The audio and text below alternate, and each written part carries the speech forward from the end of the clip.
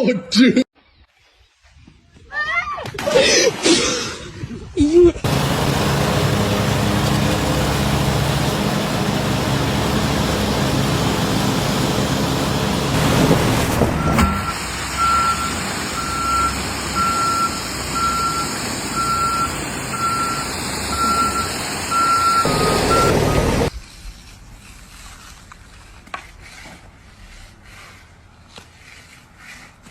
Idiots.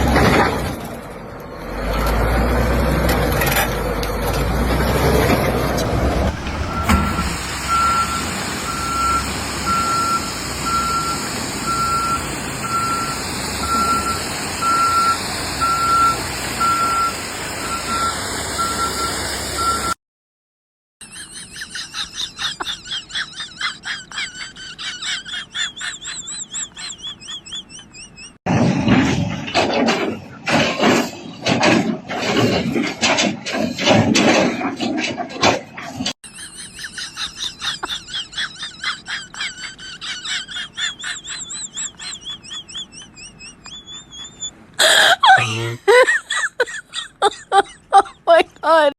Guck mal, Chef, wir haben unseren eigenen Jahrmarkt gebaut hier im Dorf. Vitali, los geht's! Marek, halt dich bloß gut fest! Nicht, dass du runterfällst und die morgen eine Krankschreibung holen musst! Hey, Kleiner! Hinten anstellen! Und denk gefälligst an die 2 Euro!